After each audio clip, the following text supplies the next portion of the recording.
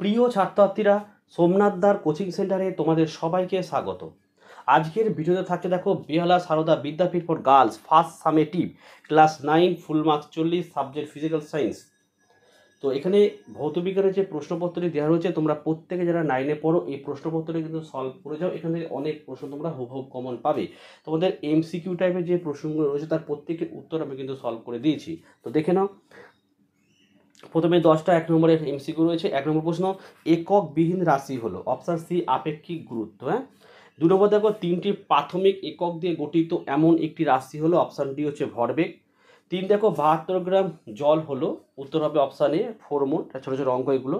4 নম্বর দেখো, এসটিপিতে 1 মোল গ্যাসের আয়তন অপশান বি 22.4 লিটার। 5 দেখো, দ্রুতির মাত্রার সংকেতটি হলো অপশান বি LT⁻⁻1।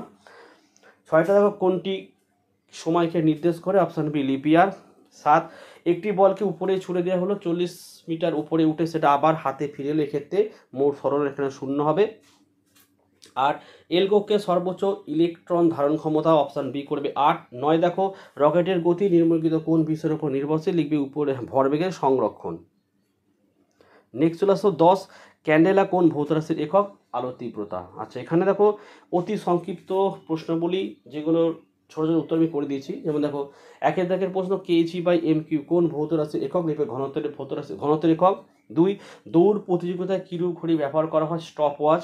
3 দেখো, ক্লোরিন এই নিউক্লিয়ারটির নিউটন সংখ্যা, এটা 35 থেকে 17 বিয়োগ করলে যেটা হয় সেটা 18, উত্তর 18। 4 নম্বর দেখো, একটি আইসোটোপের উদাহরণ দাও, এটা হাইড্রোজেন আইসোটোপ। 5, এইচডিপিতে 11.2 লিটার CO2 অনুসংখ্যা হচ্ছে 3.011 × 10⁻23। 6টা একটু বড় অঙ্ক ছিল। 7টা দেখো, সিজিএস পদ্ধতিতে বলের একক হচ্ছে ডাইন। 8, নিউটন ও ডাইনের মধ্যে সম্পর্ক লেখো, 1 নিউটন সমান 10⁵ ডাইন।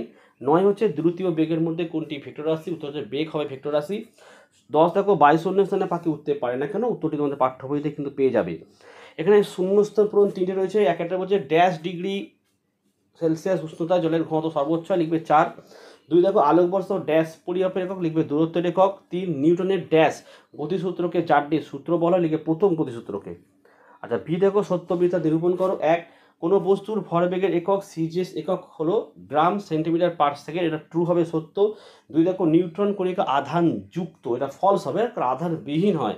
3 দেখো, দৈর্ঘ্য এই ভৌত রাশিটির এসআই একক হলো সেন্টিমিটার, এটা ফলস আর মিটার হবে। চলো 7 নম্বরে 2টি প্রশ্ন লিখতে হবে, এগুলো উত্তরগুলো প্রত্যেকে প্র্যাকটিস করে যাও। 1, নিউটনের প্রথম গতিসূত্র থেকে কী কী বিষয় জানতে পারি। 2, লব্ধ একক কাকে বলে, একটি উদাহরণ দাও। 3, আইসোটোপ কাকে বলে, একটি উদাহরণ দাও।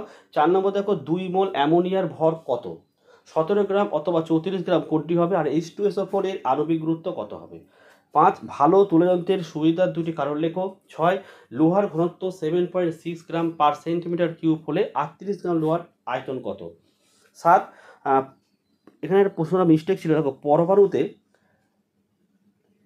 উপরে লেখা দেখো 4010 ইলেকট্রন সংখ্যা নির্ণয় করো, এই পরমাণুটির ইলেকট্রন বিন্যাস নির্ণয় করো। কে লিখেছে, আর উপরে দেখো 40, নিচে 19, ঠিক আছে এটা। আর অর দিয়ে দিচ্ছে 5 গ্রাম ভরের একটি বস্তুর উপর বল প্রয়োগ করলে বস্তুটি 2 মিটার পার সেকেন্ড স্কোয়ার ত্বরণ নিয়ে চলতে থাকে, বলের মান কত। তো এই ছিল আজকের ভিডিও ভালো লাগলে একটি লাইক করো এবং চ্যানেলে নতুন হলে চ্যানেলটিকে সাবস্ক্রাইব করো। পাশে থাকা বেল আইকন প্রেস করে অল নোটিফিকেশনটাকে অন করো, যাতে আমি যখনই কোনো ভিডিও আপলোড করব সবার প্রথমে তোমাদের কাছে পৌঁছে যায়। তো আজকের ভিডিও আমি এখানে শেষ করলাম। তোমরা প্রত্যেকে ভালো থেকো এবং সুস্থ থেকো।